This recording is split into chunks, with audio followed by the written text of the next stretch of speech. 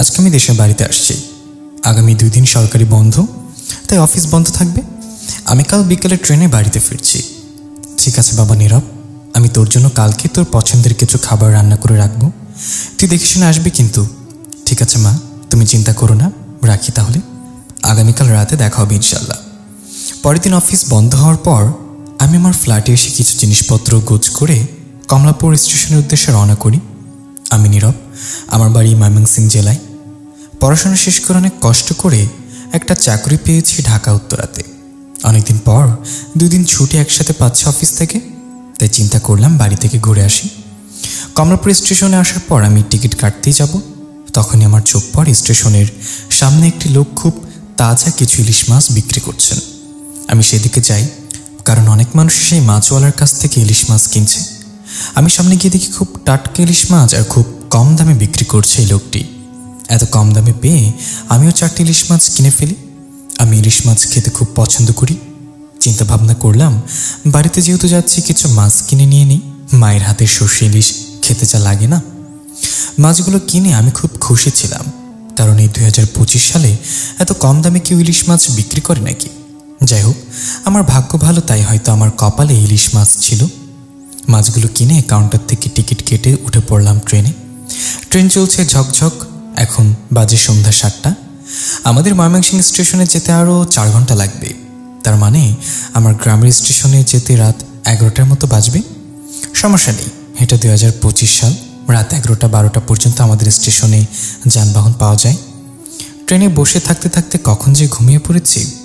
আমার ঘুমটা ভাঙে আমার ফোনের রিংটনের শব্দে। কে একজন ফোন করেছে। আমি পকেট থেকে মোবাইলটা বের করে দেখে আম্মু ফোন করেছে। হ্যালো আম্মু, বলো। আমি তো এখনো ট্রেনে। ট্রেনে মানে? তোকে কতবার ফোন দিয়েছি, ফোন কেন রিসিভ করছিস না? আরে বলো না আম্মু, ঘুমিয়ে পড়েছিলাম। হ্যাঁ বলো, কি হয়েছে? এতবার ফোন দেওয়ার কি আছে? ফোন দিলাম কেন সেটা জানতে চাচ্ছিস? তুই ট্রেন উঠলি সন্ধ্যা 7টায়, এখন বাজে রাত 12টা। তোর তো বাড়িতে চলে আসার কথা, তুই এখন কি করছিস ট্রেনে? আম্মুর কথা শুনে আমি অবাক হয়ে যাই। কি বলছে আম্মু? আমি সাথে সাথে আমার ফোনের ঘড়ির টাইমটা লক্ষ্য করি। আসলেই তো রাত 12টা বাজে। এত দেরি তো লাগার কথা না, এতক্ষণে ট্রেনটা আমাদের গ্রামের স্টেশনে চলে যাওয়ার কথা। আমি ফোনে আম্মুকে বলি, আম্মু তেমন কিছু না, আমি দেখছি কি হয়েছে, ট্রেনটা এতক্ষণ কেন লাগছে পৌঁছাতে। আমি ফোনটা রেখে সিট থেকে উঠে দাঁড়াই আর ট্রেনের একজন কর্মীর কাছে জানতে চাই, এই যে ভাই সাহেব, কি হয়েছে, ট্রেন এখনো আমাদের স্টেশনে পৌঁছায়নি কেন? তখন সে ট্রেনে থাকার কর্মী আমাকে এসে বলে, ভাই আপনি কোথায় ছিলেন? গেছে স্টেশনের আগেই তো অ্যাক্সিডেন্ট হয়েছে, আপনি দেখেননি? সেই কারণে তো ট্রেনটা লেট করলো সেই স্টেশনে।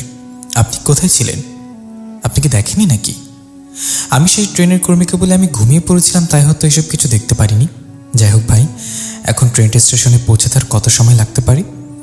সে কর্মী আমাকে বলে, ধরে নিন আর আধা ঘন্টার মতো। আমি এবার আমার সিটে এসে বসে আর ভাবতে শুরু করি, আরও আধা ঘন্টা, তার মানে তো সেই 12:30। তত রাতে স্টেশনে যানবাহন পাবো তো? বারবার মোবাইলের ঘড়ির দিকে তাকাচ্ছি, কখন 12:30 বাজবার ট্রেনটা যে পৌঁছাবে। 12:20 আমাদের ট্রেনটা স্টেশনে এসে দাঁড়ায়। আমি সাথে সাথে ট্রেন থেকে নেমে বাইরে চলে আসি আর চারিপাশে দেখি স্টেশনে ছোট্ট একটি বাতি ছাড়া আর কিছুই দেখা যাচ্ছে না। আমি সাথে সাথে স্টেশনের বাইরে আসি দেখার জন্য কোনো যানবাহন আছে কিনা, কিন্তু আমার এতই পোড়া কপাল যে আশেপাশে আমি কিচ্ছুই পাচ্ছি না। মিনিট 10 আমি সেখানে দাঁড়িয়ে থাকি আর হঠাৎ করে আমি দেখতে পাই একটি অটো। আমি তাকে দাঁড় করে, কিন্তু অটোওয়ালা ভাই আমাকে বলে, না না, আমি ওদিক যাব না, আমার গ্রাম তো পাশের গ্রামে, আমি আপনাদের এই গ্রামের ভিতর যেতে পারবো না। আর তাছাড়া আমার ব্যাটারিতে এত চার্জও নেই যে আমি আপনাকে বাড়িতে পৌঁছে দিয়ে আসবো। দেখুন ভাই, আপনি যদি এখন আমাকে না নিয়ে যান তাহলে আমার সারা রাত এখানে বসে থাকতে হবে, দয়া করে আমাকে একটু সাহায্য করুন। তখন অটোওয়ালা ভাই বলে, দেখেন ভাই, যাব আর আপনাদের গ্রামের 3 রাস্তার মোড়ের মাঠে আপনাকে নামিয়ে দেব, ওখান থেকে আপনাকে পায়ে হেঁটে বাড়ি যেতে হবে। কোনো উপায় না পেয়ে আমি অটোতে উঠে বসি আর অটো চলতে শুরু করে রাস্তা ধরে। 20 মিনিট অটো চলার পর সে চলে আসে 3 রাস্তার মোড়ে আর আমাকে বলে, ভাই এখন নামুন, আমাকে তো বাড়ির দিকে যেতে হবে। হ্যাঁ হ্যাঁ ভাই, নামছি, আপনাকে অনেক ধন্যবাদ, আপনি এই পর্যন্ত এসেছেন, এটা আমার জন্য অনেক করেছেন, এই ধরেন ভাই আপনার ভাড়াটা। অটোওয়ালা ভাই আমার থেকে টাকা নিয়ে তার অটো নিয়ে চলে গেল।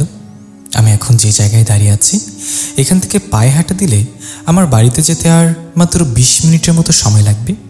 তাই সময় নষ্ট না করে আমি আমার বাড়ির পথে হাঁটা শুরু করলাম। এটা 2025 সাল। তাই আমাদের গ্রাম এখন অনেক উন্নত। রাস্তার পাশ ধরে অনেক বৈদ্যুতিক পিলার দাঁড় করানো, আর প্রত্যেকটা পিলারে করে একটি করে লাইট লাগানো। তাই আমার পথ চলতে মোটেও কষ্ট হচ্ছে না। আর যেহেতু এখন ডিজিটাল বাংলাদেশ, তাই আমি ভূত পেতে ওরকমভাবে বিশ্বাসও করি না। মিনিট 10 হাঁটার পর আমি লক্ষ্য করি আমাদের রাস্তার পাশে ধরেই অনেক বড় একটি তাল গাছ, আর তাল গাছের গোড়ায় একটি মেয়ে দাঁড়িয়ে আছে। আমি ভাবতে শুরু করি এত রাতে একটি মেয়ে এখানে কি করছে। আমি আস্তে আস্তে যখন মেয়েটির খুব কাছে যাই, তখন দেখতে পাই মেয়েটি কালো একটি বোরকা পরা। আমি মেয়েটিকে পাশ কাটিয়ে চলে যাব, তখনই ওই মেয়েটি আমাকে ডেকে বলে, এই যে ভাই, আপনি কি সামনে দিয়ে যাচ্ছেন? আমি কি আপনার সাথে আসতে পারি? আমি চলা থামিয়ে মেয়েটির দিকে ঘুরে তাকাই আর মেয়েটাকে বলি, আপনি এত রাতে কি করছেন এখানে? মেয়েটি তখন আমাকে বলে, আর বলবেন না, আমিও ঢাকায় এসেছি। স্টেশনে কোনো যানবাহন পাইনি, তাই অটো পেয়েছিলাম, আর অটোতে আমাকে এখানে রেখে আবার তার বাড়ির পথে চলে গেছে। তার অটোতে নাকি চার্জ নেই। আমি একটা মেয়ে, তাই সামনের দিকে যাওয়ার জন্য সাহস পাচ্ছি না। আপনি যদি একটু সাহায্য করতেন। আমি বলি, ঠিক আছে, আমিও তো সামনের দিকে যাচ্ছি, আসুন না একসাথে যাই, সমস্যা নেই। মেয়েটি আর আমি একসাথে চলতে শুরু করলাম। মেয়েটি আমাকে বলে, আপনি বোধহয় ইলিশ মাছ কিনে এনেছেন ঢাকা থেকে, তাই না? আমি মেয়েটির কথা শুনে অনেকটা অবাক হয়ে যাই, কারণ আমি যে ঢাকা থেকে ইলিশ মাছ কিনে নিয়েছি সেটা এই মেয়ে কী করে জানলো। আমি তাকে বলি, আপনি কী করে জানলেন যে আমি ঢাকা থেকে ইলিশ মাছ কিনে এনেছি? মেয়েটি বলছেন, মাছের ঘ্রাণ শুধু আমি না, আশেপাশে আরও অনেকেই আপনার পেছনে আছে। আমি তাকে বলি, মানেটা কি? আপনি কি আমার সাথে কোনোভাবে মজা করার চেষ্টা করছেন? দেখুন, মাঝরাতে আমি আপনার সাথে মজা করতে চাচ্ছি না, আমার বাড়ি যেতে হবে। তখনই মেয়েটি একটু রেগে বলল, দেখুন, আমি আপনার সাথে মোটেও মজা করছি না, আর আমি আপনার কোনো ক্ষতিও করতে চাই না, আমি আপনাকে সাহায্য করতে চাই। আমি মেয়েটিকে একটা ঝাড়িতে বলি, কি আপনি আমাকে সাহায্য করতে চান যে জায়গায় আমি আপনাকে সাহায্য করছি এত রাতে পথ চলতে? আর এখন কিনা আপনি আমাকে বলছেন উল্টো আপনি আমাকে সাহায্য করবেন? কিভাবে সহ্য করছেন শুনি? মেয়েটি তখন বলে, ওদের হাত থেকে আপনাকে আমি বাঁচাচ্ছি, এটা কি সাহায্য না? আমি বলি, আপনি কাদের কথা বলছেন? মেয়েটি তখন আমাকে বলে, আপনি রাস্তার ওই পাড়ের ওই গাছগুলোর দিকে একটু তাকান, তাহলে বুঝতে পারবেন আমি কাদের হাত থেকে আপনাকে বাঁচানোর চেষ্টা করছি।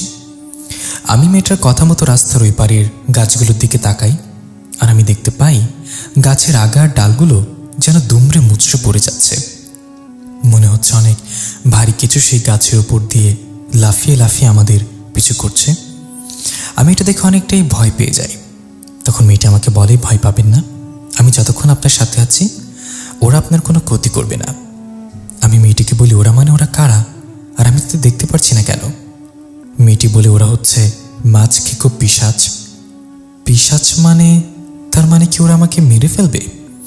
আর আপনি কি করে জানলেন যে ওরা পিশাচ আর ওরা আমার পিছু নিয়েছে? আপনি কে বলুন তো? মেয়েটি তখন বলে, আমি আসলে একটি পরী, আমি ওই তাল গাছে বসবাস করি, আমার নাম সুফিয়া। এটা বলে মেয়েটি তার বোরকার মুখোশ খুলে ফেলে। অসম্ভব সুন্দর, আমি এত সুন্দর মেয়ে কখনো দেখিনি। আমি কি দেখছি এটা? চাঁদের থেকেও বেশি সুন্দর ছিল মেয়েটি। আমি হা করে মেয়েটির দিকে তাকিয়ে আছি। আমাকে এভাবে হা করে তাকিয়ে থাকতে দেখে মেয়েটি বলল, এই যে শুনছেন, এভাবে হা করে আছেন কেন? আমি বলি, আপনাকে দেখছি, জীবনে এখনো কখনো এত সুন্দর মেয়ে আমি দেখিনি।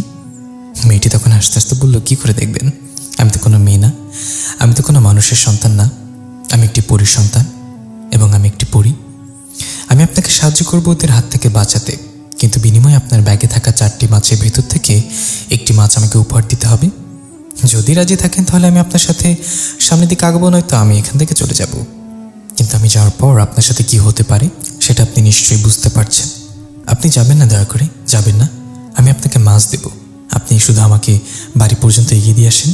ঠিক আছে, চলুন, আমি আপনাকে বাইরে পর্যন্ত এগিয়ে দিয়ে আসছি।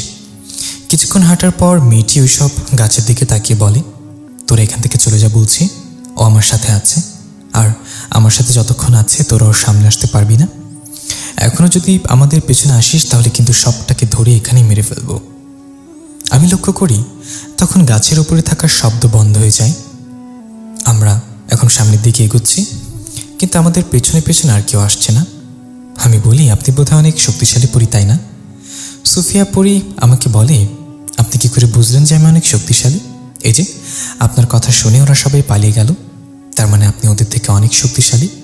বা আপনার তো মাথায় ভালো বুদ্ধি আছে, ঠিকই ধরেছেন। কিন্তু আমার থেকে অনেক শক্তিশালী পরী আছে। কথা বলতে বলতে আমি আমার বাড়ির কাছে চলে আসি।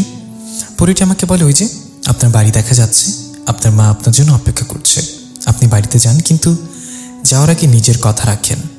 আমি বলি, হ্যাঁ অবশ্যই, কথা যেহেতু দিয়েছি তা তো রাখবই। আমি এর মাছের ব্যাগটা পুরোটা এই পরীর হাতে তুলে দিই। এটা দেখে পরী আমাকে বলে, আমি তো শুধু একটি মাছ চেয়েছিলাম, আপনি তো 4টি মাছই আমাকে দিয়ে দিলেন, কেন? আমি বলি, একটি মাছ আপনাকে পাহারা দেওয়ার জন্য, আর একটি মাছ আমার সাথে এত সুন্দরভাবে কথা বলার জন্য, আর 2টি মাছ আপনাকে দিলাম এই কারণে আমি আরও 2 দিন আপনাদের গ্রামে থাকব। আমি চাই 2 দিন রাতে আপনি আমার সাথে দেখা করতে আসেন। সত্যি কথা বলতে আপনার সাথে কথা বলে আমার অনেক ভালো লেগেছে, আমি চাই আপনার সাথে প্রতি রাতে কথা বলতে। সুফিয়া পরী তখন বলে, ঠিক আছে, মাছ যেহেতু দিয়েছেন আমি আপনার কথা দিলাম, আপনি যে 2 দিন এখানে থাকবেন 2 দিনই আমি আপনার সাথে দেখা করতে আসব। আমি পরীর থেকে বিদায় নিয়ে বাড়ি চলে আসি। আমাকে এত রাতে বাড়ি ফিরতে দেখে মা আমাকে জড়িয়ে ধরে বলে, নীরব বাবা তুই ঠিক আছিস তো? আমি মাকে বলি, মা আমি ঠিক আছি, কান্না করো না তো, কিচ্ছু হয়নি দেখো। মা আমার কাছে জানতে চায়, তুই এত রাতে কি করে এলি? আর বলো না, একটা অটো পেয়েছিলাম, অটোতে করে চলে এলাম, তুমি শুধু শুধু চিন্তা করছিলে। আমি তো ভেবেছিলাম তুমি হয়তো ঘুমিয়ে গেছো, তুমি তো না ঘুমিয়ে বসে আছো আমার জন্য, বাচ্চাদের মতো কান্না করছো। তুই কি করে বুঝবি বল? মার মন তার সন্তানের জন্য সবসময় কাঁদে। চল নীরব, তোর জন্য আজকে মাংস রান্না করেছি, আয় মা ছেলে একসাথে খাই। আমি আর মা খাবার টেবিলে চলে যাই রাতের খাবার খাওয়ার জন্য। হয়েছে মা, আর মাংস দিও না তো, এত আমি খেতে পারবো না। খা খা, ঢাকা শহরে কি খাস না খাস সেটা তো আমি দেখি না। এখন বাড়িতে এসেছিস, যে 2 দিন থাকবি মন ভরে খাবি। তোর বাবা নেই, আজকে 5টি বছর হয়ে গেল। তোকে কতবার বলেছি আমার এই ফাঁকা বাসা একা থাকতে মোটেও ভালো লাগে না। এবার তুই একটা বিয়ে করে আর একটা পরীর মতো সুন্দরী মেয়ে আমার বাড়িতে নিয়ে আয়। মার মুখে পরীর কথা শুনে আমার সুফিয়া পরীর কথা মনে পড়ে গেল। আমি মাকে বলি, জানো মা, পরীরা দেখতে অনেক খুব সুন্দর হয়। মা আমাকে বলে, তুই কি করে জানলি যে পরীরা দেখতে খুব সুন্দর হয়? আমি মাকে বলি, আমি একটি পরী দেখা পেয়েছি যে কিনা দেখতে খুবই সুন্দর।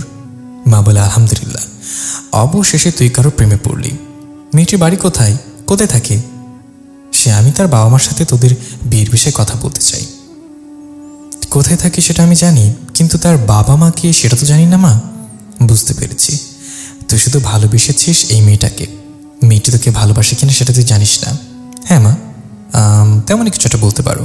ঠিক আছে, মেয়েটিকে আমাদের বাড়িতে নিয়ে আসিস, আমি তার সাথে কথা বলবো আর তাকে বুঝে বলবো তুই তাকে কতটা ভালোবাসিস। আমি মনে মনে ভাবছিলাম, মাকে কি করে যে বলি, তাকে তো শুধু আমি একবারই দেখেছি, আর তার ওই অপরূপ রূপের মায়ায় পড়ে গেছি। আমি কি তাহলে সুফিয়া পরীর প্রেমে পড়ে গেলাম? খাওয়া দাওয়া শেষ করে আমি মার কাছ থেকে বিদায় নিয়ে আমার রুমে এসে ঘুমিয়ে পড়ি। পরের দিন সকালবেলা ঘুম থেকে উঠে আমি গ্রামে ঘুরতে বের হই। আমাদের গ্রামে মুজিব চাচা নামক একজন ব্যক্তি আছেন। ছোট থেকে শুনে আসছি মুজিব চাচার সাথে নাকি কোনো এক পরীর সম্পর্ক আছে। মুজিব চাচার সাথে নাকি সেই পরীটা প্রতি রাতে দেখা করতে আসে। গ্রামের অনেকেই ঘটনাটা সত্য মনে করে, আবার অনেকেই মনে করে এটা নাকি মুজিব চাচার একটা পাগলামি। আমি আগে মনে করতাম পরিজিন এগুলো কিছুই হয় না, মুজিব চাচার এগুলো একটা পাগলামি, সে একটা মানসিক রোগী। কিন্তু গত রাতে আমি নিজে দেখা পেয়েছি, এখন তো এই বিষয়টা মানতেই হবে যে মুজিব চাচাও কোনো পরীর সাথে দেখা করে। আমি সিদ্ধান্ত নিই মুজিব চাচার সাথে দেখা করবো আর তার কাছে জানতে চাইবো সে পরীর সাথে কিভাবে দেখা হলো আর তাদের মাঝে কি সম্পর্ক। আমি মুজিব চাচার বাড়ির দিকে হাঁটা দিলাম। মুজিব চাচা বাবা মা অনেক আগেই মারা গেছে। মুজিব চাচার এখন বয়স 55 বছর। মুজিব চাচার আরও 2 ভাই আছে যারা কিনা এখন বিয়ে শাদী করে আলাদা থাকে, কিন্তু মুজিব চাচা এখনও পর্যন্ত কোনো মেয়েকে বিয়ে করেনি। মুজিব চাচার বাবার রাখা একটা ছোট্ট জমিতে সে সবজি চাষ করে, কোনোভাবে জীবনযাপন করে। আমি মুজিব চাচার বাড়িতে উপস্থিত হয়ে দেখতে পাই চাচা রান্নাঘরে রান্না করছে। আমি মুজিব চাচাকে একটি সালাম দিই, আসসালামু আলাইকুম চাচা, কি অবস্থা, কেমন আছেন? আপনি অনেকদিন পর দেখা হলো আপনার সাথে। চাচা রান্নাঘর থেকে বেরিয়ে এসে বলে, আরে নীরব ভাতিজা, কেমন আছো?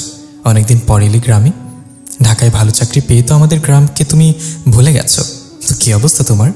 এই তো চাচা, আলহামদুলিল্লাহ, আপনাদের দোয়ায় আল্লাহ পাক ভালো রেখেছে। তো নীরব, এতদিন পর এই চাচার কাছে কি মনে করে এলে? আমি মুজিব চাচাকে বলি, চাচা আপনার জীবনের কিছু কথা আমার খুব জানা দরকার, যদি বলতেন। আমার জীবনের ঘটনা জেনে তুমি কি করবে? আর আমার জীবনের কোন ঘটনা তুমি জানতে চাও? ওই যে চাচা, পরীর বিষয়টা।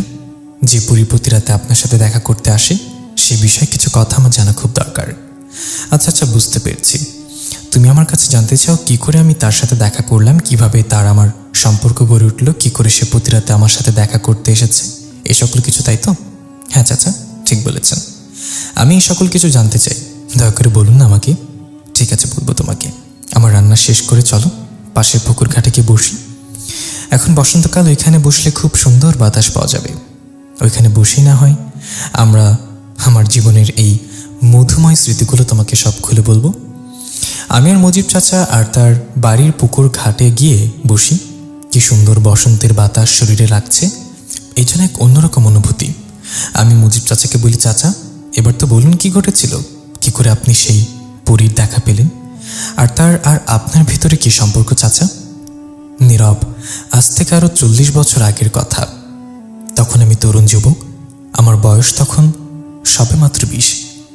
আমি যাত্রাপালা দেখতে খুব পছন্দ করতাম। যদি শুনতাম কোনো গ্রামে যাত্রাপালা হচ্ছে, আমি ছুটে চলে যেতাম সেখানে। তবে আমার বাবা মা আমাকে অনেক মারধর করত, তারা এই বিষয়টা মোটেও ভালো চোখে দেখত না। কিন্তু আমি তাদের কোনো কথাই শুনতাম না। আমাকে তারা যতই মারধর করুক না কেন, আমি আবারও যাত্রাপালায় চলে যেতাম। যাত্রাপালা শেষ হতো গভীর রাতে। আমি গভীর রাতে একা একাই বাড়িতে ফিরতাম আর লুকিয়ে লুকিয়ে আমার ঘরে ঢুকে ঘুমিয়ে পড়তাম। এভাবে চলছিল আমার জীবন। একদিন বিকালবেলায় বাজারে খবর পাই পাশের গ্রামে নাকি অনেক বড় একটি যাত্রাপালার আয়োজন করা হয়েছে। সেখানে খুব নামকরা অভিনেতারা আসবে। ভাবছিলাম এখন তো বিকেল হয়ে গেছে, আর কিছুক্ষণ পরে তো অন্ধকার নেমে আসবে। এখন যদি বাড়িতে যাই তাহলে বাবা আর কোনোভাবেই বের হতে দেবে না। তার থেকে ভালো বাজারে কিছুক্ষণ সময় কাটাই, তারপরে এখান থেকে রওনা করব পাশের গ্রামের উদ্দেশ্যে। যে কথা সেই কাজ। বাজারে অনেকক্ষণ সময় কাটানোর পর চারিপাশে সন্ধ্যা নেমে এলো। আমিও হাঁটা দিলাম পাশের গ্রামে যাওয়ার উদ্দেশ্যে। তখনকার যুগে সিএনজি বা অটো এগুলো ছিল না ভাতিজা, বুঝতে পেরেছ? তখনকার যুগে এই যানবাহন বলতে রিক্সা, ভ্যান, বেবি ট্যাক্সি এগুলোই ছিল। আমি একটা ভ্যানে করে পাশের গ্রামে যাই। আজ যাত্রাপালা যেখানে হবে সেখানে গিয়ে একটি টিকিট কেটে সবার সামনে এসে বসে পড়ি। কিছুক্ষণের ভেতর যাত্রাপালা শুরু হয়ে যায়। যাত্রাপালা শেষ হতে হতে রাত 2টা বেজে যায়। এত রাতে রিক্সা কিংবা ভ্যান কোনোটাই পাবো না আমি, এটা ভাবলেই বুঝে গিয়েছিলাম। তাই পায়ে হেঁটে রওনা করলাম আমাদের গ্রামের উদ্দেশ্যে। এই গ্রাম থেকে পায়ে হেঁটে আমাদের গ্রামে যেতে হলে 1 থেকে 1.5 ঘন্টার মতো সময় লাগে। রাতে চলাফেরা করে আমার অভ্যাস ছিল, আর আমি অনেক সাহসীও ছিলাম, তাই অন্য কিছুর ভয় আমার মনে ছিল না। চাঁদের আলোয় ধান ক্ষেত দিয়ে হাঁটছি নিজেদের গ্রামে যাওয়ার জন্য। আসলে মেইন রাস্তা ধরে যদি গ্রাম থেকে হাঁটা দেই এই সময়টা একটু বেশি লাগবে, আর যদি ধান ক্ষেতের ভিতর দিয়ে আমাদের গ্রামের দিকে হাঁটা দিই তাহলে সময়টা কম লাগবে। আকাশে পূর্ণিমার চাঁদ, চাঁদের আলোতে পথ চলতে আমার মোটেও কষ্ট হচ্ছে না, সবকিছু স্পষ্ট দেখা যাচ্ছে। ধান ক্ষেতের পথ ধরে কিছুক্ষণ হাঁটার পর আমার কানে শব্দ আসে। কেউ একজন বলছে, বাঁচাও, মেরে ফেললো, বাঁচাও আমাকে, কেউ কি আছে, আমাকে বাঁচাও। আমি চারপাশে দেখতে শুরু করলাম। শব্দটা আসলে কোথা থেকে আসছে আমি ঠিক বুঝতে পারছিলাম না। শব্দটা পাশের ধান ক্ষেতের পাশের খালপাড় থেকে আসছে খেয়াল করলাম। আমি ভাবলাম হয়তো কেউ বিপদে পড়েছে, যাই যে দেখি তো কি হয়েছে। আমি ধান ক্ষেত থেকে উঠে খালের দিকে এগিয়ে যাই। আমি খালপাড়ের পাশে একটি গাছের আড়াল থেকে যেটা দেখি সেটা দেখে আমার পুরো শরীরের লোম দাঁড়িয়ে যায়। একই দেখছি আমি লম্বা 2টি ভয়ানক দেখতে প্রাণী, যাদের পুরো শরীরে অনেক লম্বা লম্বা কালো পশম ভরা, তাদের চোখগুলো আগুন দিয়ে তৈরি, হাতে নখগুলো অনেক বড় বড়, আর তারা খুবই লম্বা। 2টি অদ্ভুত দেখতে প্রাণীর একটি তান্ত্রিককে খালের পানিতে চোবাচ্ছে, আর তান্ত্রিক বাঁচা বাঁচা বলে চেঁচাচ্ছে। আমি মনে মনে ভাবছিলাম এখানে দাঁড়িয়ে থাকে কোনো কাজ নেই, যদি আমাকে তারা দেখে ফেলে তাহলে আমাকেও তান্ত্রিকের মধ্যে পানিতে চুবে চুবে মেরে ফেলবে। তার থেকে ভালো আমি এখান থেকে চলে যাই। আমি যখন সেখান থেকে চলে আসবো আমার নজর পড়ে খালের একটি গাছের সামনে একটা ছোট্ট ব্যাগ রাখা। ব্যাগটি দেখে অনায়াসে চিনতে পারলাম এটা যে তান্ত্রিকের ব্যাগ, কারণ এই ধরনের ব্যাগগুলো মন্দিরের তান্ত্রিকেরাই ব্যবহার করে। আমি আরও দেখতে পাই ব্যাগের ভিতরে একটি কাচের বোতল রাখা, কিন্তু অবাক করার বিষয় সেই কাচের বোতলের ভেতরে একটি সুন্দরী মেয়ে বন্দি অবস্থায় পড়ে আছে। এত ছোট মেয়ে মানুষ এর আগে আমি কখনো দেখিনি। তখনই সেই কাচের ভেতরে থাকা ওই মেয়েটির নজর আমার দিকে পড়ে। সে কাচের ভেতর থেকে বারবার আমাকে ইশারার মাধ্যমে বোঝাতে চেষ্টা করে আমি যেন তাকে সাহায্য করি, এখান থেকে মুক্তি করি। আমি কি করব বুঝতে পারছিলাম না। মেয়েটি খুব আকুতি মিনতি করছিল। মেয়েটির কান্না দেখে নিজেকে আর সামলাতে পারলাম না। আমি আস্তে আস্তে করে সে ব্যাগের কাছে গিয়ে ওই বোতলটাকে এক হাতে তুলে নিয়ে একটা দৌড় লাগাই সেখান থেকে। আমি সেখান থেকে অনেক দূরে চলে আসি দৌড়াতে দৌড়াতে। আর একটা পর্যায়ে আমি বুঝতে পারি আমি আমাদের গ্রামে চলে এসেছি। আমি আমার বাড়ির খুব কাছে এসে কাচের বোতলটার মুখ খুলে ফেলি। বোতলের মুখটা খোলার সাথে সাথে সে বোতলের ভেতর থেকে অনেকগুলো ধোঁয়া বের হতে শুরু করে। আমি ভয় বোতলটাকে একটি ঝোপের দিকে ছুঁড়ে মারি। কিছুক্ষণ পর সে ঝোপের ভেতর থেকে ওই মেয়েটি বের হয়ে এলো। কিন্তু মেয়েটি এখনও ছোট না, সে আমার মতনই বড় হয়ে গেছে। তবে কিছুক্ষণ আগে যে আমি দেখলাম সে খুব ছোট আর বোতলের ভেতরে বন্দী হয়ে আছে। কি হচ্ছে এগুলো আমার সাথে? মেয়েটি আস্তে আস্তে আমার কাছে আসে আর আমাকে বলে, আমি বুঝতে পারছি আপনার মনে অনেক কৌতূহল সৃষ্টি হয়েছে। আপনি বুঝতে পারছেন না যে কিছুক্ষণ আগে আমি ছোট ছিলাম, আবার এখন স্বাভাবিক আকারে কিভাবে ফিরে এলাম। আসলে আমি আপনার মতো মানুষ না, আমি একটি পরী। আর আমাকে সেই শয়তানতান্ত্রিক বোতলবন্দি করে তার সাথে করে নিয়ে যাচ্ছিল। আসলে কিছুক্ষণ আগে আপনি ওই জায়গায় দেখলেন না, অদ্ভুত দুটি প্রাণী একটি তান্ত্রিককে পানিতে চুবিয়ে হত্যা করছে। আসলে ওই দুইটি প্রাণী হচ্ছে নরখাদক ভয়ঙ্কর জিন। শয়তান তান্ত্রিক তার মন্ত্রর মাধ্যমে ওই দুটি জিন সন্তানকে বন্দি করেছিল আর তাকে বস মানি অনেক কালো জাদুর কাজ করছিল। ওই দুটি ভয়ঙ্কর জিন তাদের সন্তানের সামনে ছিল না, তার একটি জরুরি কাজের জন্য তাকে রেখে অনেক দূরে গিয়েছিল। একদিন তান্ত্রিকের জন্য একটি ভয়ঙ্কর কাজ করতে গিয়ে ওই দুইটা জিনের সন্তান মারা যায়। তান্ত্রিক এই বিষয়টা তেমন কোনো মাথায় নেয়নি। সে ভেবেছিল মরে গেছে, তাতে কি ওর থেকে প্রতিশোধ নেওয়ার নেই, ফিরে আসবে। কিন্তু সে তো আর আজ জানতো না ওর বাবা মা আছে যারা কিনা একটা সময় ফিরে আসবে। সে ঘটনা 3 বছর পর ওই জিনের বাবা মা যখন আবার এখানে ফিরে আসার সাথে সাথে বোঝা যায় তাদের সন্তানের সাথে কি হয়েছিল। তাই তারা তান্ত্রিককে মন্দির থেকে উঠিয়ে এনে এই জলাশয়ে চুবিয়ে মারছে। তান্ত্রিক মোটেও কোনো ভালো লোক না। সে জীবন দশায় অনেক জিনপুরীদেরকে বোতলবন্দি করে তাদের দিয়ে জবরদস্তি কালো জাদুর কাজ করাতো। আমাকেও সে তান্ত্রিক বন্দি করেছিল তার একটি কাজের জন্য। তবে আমি আমার জীবন দশায় কোনো মানুষের ক্ষতি করিনি। আমি তান্ত্রিকের কথা মানতে নারাজ ছিলাম। তাই তান্ত্রিক আমাকে বলেছিল, যতদিন তুই আমার হয়ে কাজ করবি ততদিন আমি তোকে বাইরে রাখবো, আর যদি আমার কাজ করার স্বীকার না করিস ততদিন তোকে আমি বন্দি করে রাখবো এই ছোট্ট বোতলের মাঝে। তান্ত্রিককে যখন ওই দুটি ভয়ঙ্কর জিন এখানে তুলে নিয়ে আসে তখন তান্ত্রিকের কাঁধে তার এই ব্যাগ ছিল, যে ব্যাগের ভিতরে ছোট্ট একটি বোতলের মাঝে আমি বন্দি ছিলাম, যেখান থেকে এখন তুমি আমাকে মুক্ত করলে। আমি তোমার এই ঋণ কখনো শোধ করতে পারবো না। তোমার নাম কি এই সাহসী যুবক? আমার নাম মুজিব। আপনাকে প্রতি রাতে আমি আমার সাথে দেখা করতে আসবেন? আর আপনি না খুব ভালো আর খুব সুন্দরী। তুমি আমার জীবন বাঁচিয়েছ। এটা যদি তোমার ইচ্ছা থাকে অবশ্যই আমি প্রতি রাতে তোমার সাথে দেখা করতে আসব। জানিস ভাতিজা, সেদিনের পর থেকে সেই পরী প্রতিদিন রাতে আমার সাথে দেখা করতে আসে আর আস্তে আস্তে আমাদের মাঝে একটা সম্পর্ক তৈরি হয়। একদিন রাতে আমরা দুজন সহবাস করি। সেদিন পরী আমাকে বলেছিল, তুমি আমার সাথে মিলিত হয়েছে, সমস্যা নেই, আমি প্রতি রাতে তোমার কাছে আসব, তুমি যা চাও আমি তাই দেব। কিন্তু মুজিব, তুমি অন্য কোনো মেয়েকে বিয়ে করতে পারবে না। যদি এমনটা করো তাহলে আমি তোমাকে ওই মেয়েটাকে হত্যা করব। আমি পরীকে বলেছিলাম, আমি তোমাকে ছাড়া অন্য কোনো মেয়ের কাছে যাব না, আমি তোমাকে কথা দিচ্ছি। এই কারণেই ভাতিজা আমি আজ পর্যন্ত অন্য কোনো মেয়েকে বিয়ে করিনি। আমি মুজিব চাচাকে বলি, এখনও কি সে আপনার কাছে আসে? আপনি তো এখন অনেকটা বৃদ্ধ হয়ে গেছেন। মুজিব চাচা আমাকে বলে, সে প্রতি রাতেই আসে। আমি বৃদ্ধ হলেও সে কিন্তু এখনো আগের মতোই আছে। কারণটা হচ্ছে মানুষদের থেকে জিনপরীদের আয়ু অনেক বেশি হয়ে থাকে তাই। কিন্তু ভাতিজা, তুই আমার জীবনের সব ঘটনা হঠাৎ করে কেন জানতে চাচ্ছিস? এতদিন তো জানতে চাসনি। কোন একটা বিষয় আছে, কি হয়েছে আমাকে বলতো। আসলে চাচা, আমিও না একটা পরীকে দেখা পেয়েছি। গতকাল রাতে সে আমাকে কিছু পিশাচদের হাত থেকে রক্ষা করেছে। চাচা, আমি প্রথম দেখায় না সে পরীর প্রেমে পড়ে যাই। ওই পরীটির না অনেক শক্তি চাচা, জানো। তাকে দেখে না আশেপাশে সকল পিশাচ জিনপরীরা ভয় পায়। মুজিব চাচা, আমি জানতে চাই সে আসলে কে?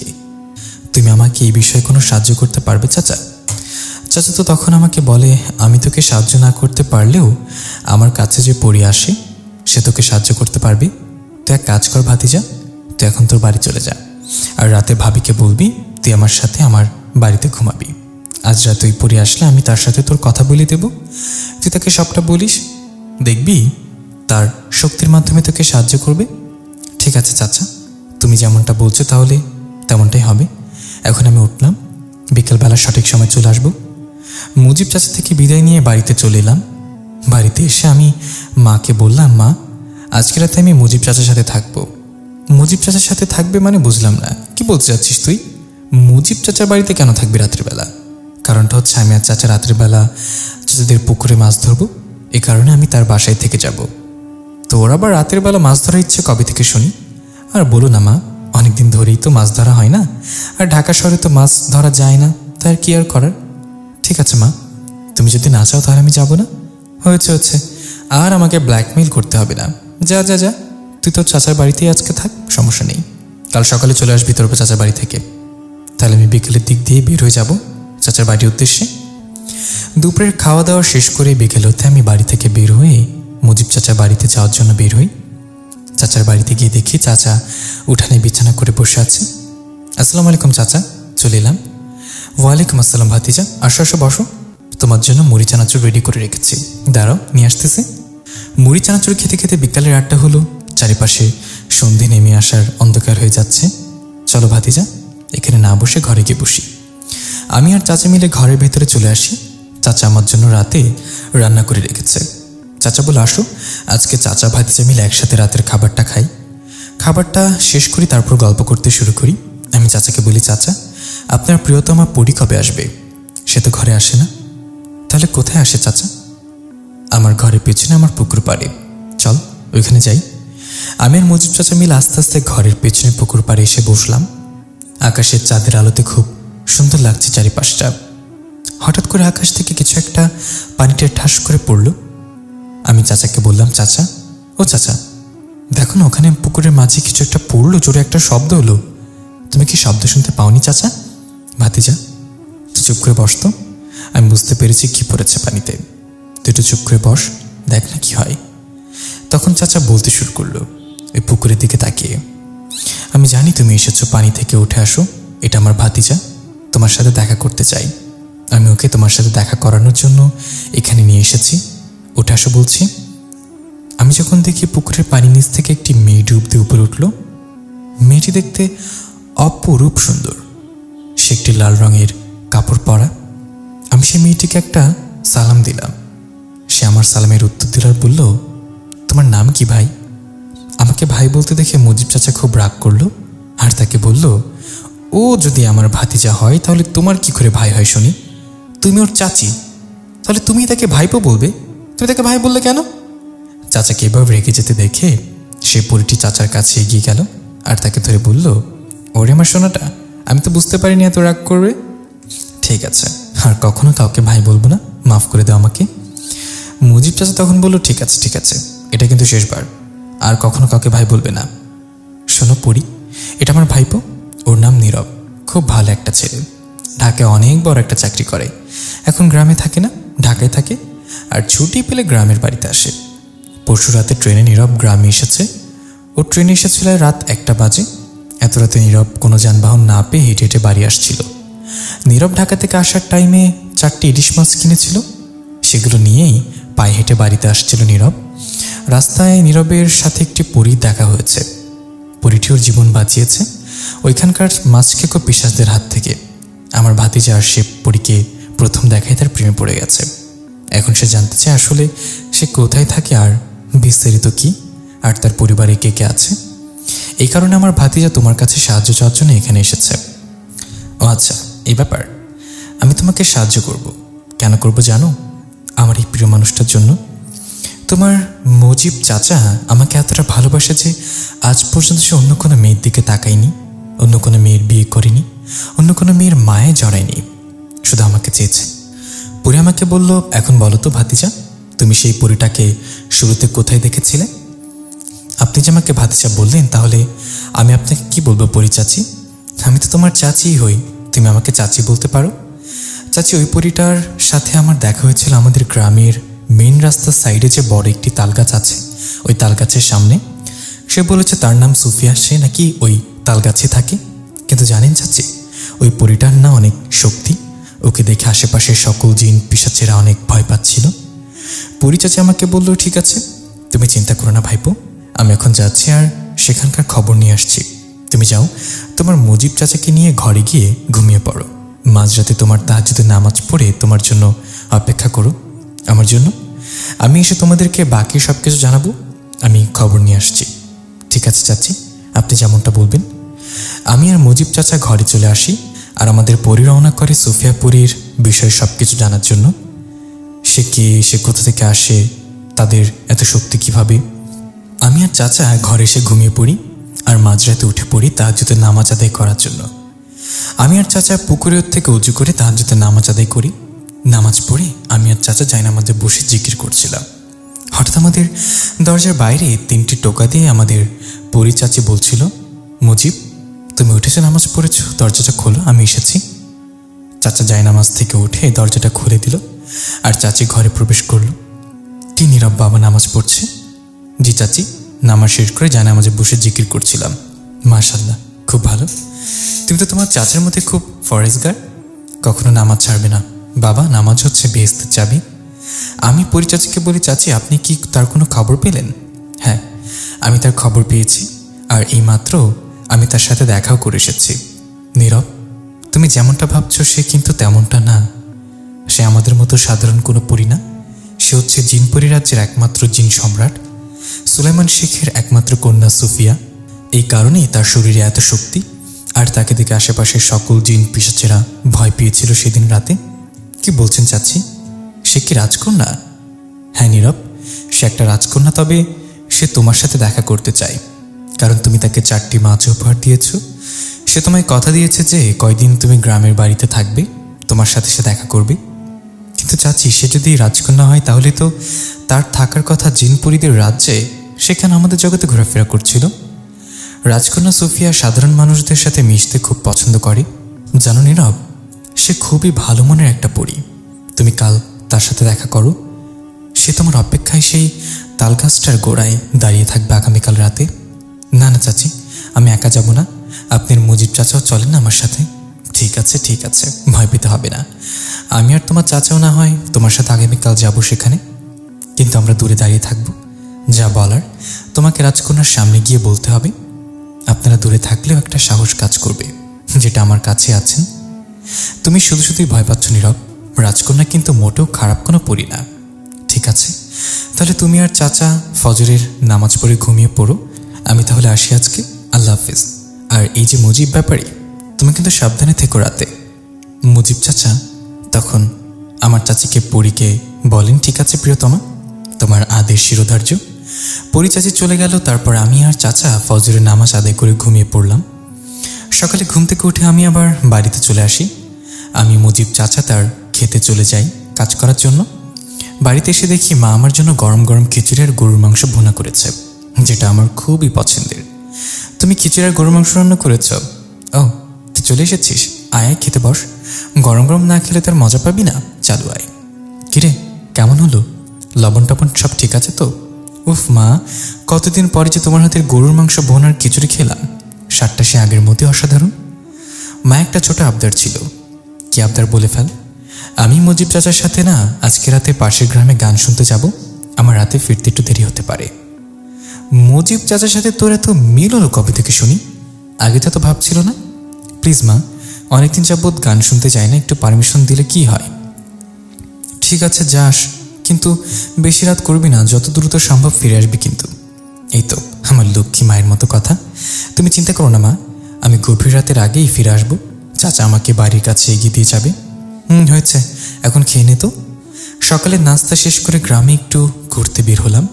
দুপুরবেলায় গ্রামের বাচ্চাদের সাথে পুকুরে মজা করে গোসল করলাম। বিকেলবেলায় গ্রামের নদীর পাড়ে বসে বসে ভাবছিলাম আর মাত্র একদিন, তারপর ঢাকায় চলে যেতে হবে। কি আর করার, গরিব হয়ে যেহেতু জন্মগ্রহণ করেছি, কাজ তো করে খেতেই হবে। আর চাকরি যেহেতু ঢাকায়, ঢাকায় তো আমায় যেতে হবে, কিছু করার নেই। এইসব ভাবতে ভাবতে চারিপাশে সন্ধ্যা নেমে আসে। আমি নদীর পাড় থেকে উঠে বাড়ির দিকে হাঁটা দিই। বাড়িতে এসে হাত পা ধুয়ে আমি বিছানায় শুয়ে ফোন টিপছিলাম। কেন জানি না বারবার মনে হচ্ছিল জানালার বাইরে কেউ একজন আমার দিকে তাকিয়ে আছে। বিছানা থেকে উঠে আমি জানালার কাছে যাই। জানালা দুটো খোলা ছিল।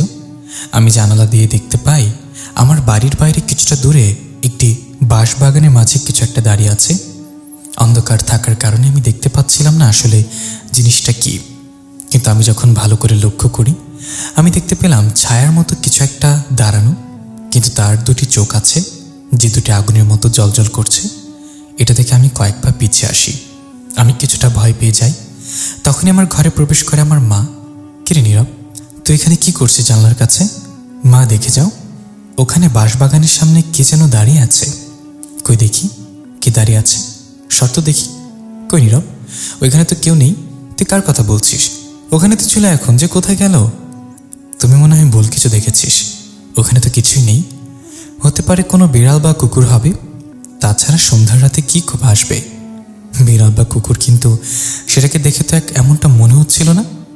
হতেও পারে মা, আমি ভুল দেখছি। তখনই ঘরের বাইরে থেকে মুজিব চাচা আমার নাম ধরে ডাকে, কইরে ভাতিজা নীরব, যাবি না আয়। ওই যে মা, মুজিব চাচা চলে এসেছে। বলেছিলাম না আজ রাতে আমি আর চাচা পাশের গ্রামে যাব গান শুনতে। তো কেমন আছেন ভাই সাহেব, ঘরে আসেন। না ভাবি, নীরবকে নিতে এলাম। নীরব নাকি আমার সাথে যাবে পাশের গ্রামে গান শুনতে? হ্যাঁ হ্যাঁ, নীরব আমাকে বলেছে আপনি ওকে নিয়ে যান। ভাই সাহেব, আবার রাতে বাড়িতে এগিয়ে দিয়ে যাবেন কিন্তু, বোঝেনি তো অনেকদিন যাবত ঢাকায় থাকি। আপনি চিন্তা করবেন না ভাবি, আমি নীরবকে আবার বাড়ি ফিরে দিয়ে যাব। দেরি হয়ে যাচ্ছে যে। হ্যাঁ চাচা চলেন। মা, আমি আসি তাইলে। ঠিক আছে, দেখে শুনে যাস বাবা। আমি আর চাচা বের হয়ে যাই বাড়ি থেকে। আমি আর চাচা হাঁটছিলাম, কিন্তু কেউ কারোর সাথে কথা বলছিলাম না। আমি ভাবছিলাম জানালার বাইরে ওই বাঁশ ঝাড়ে কে ছিল।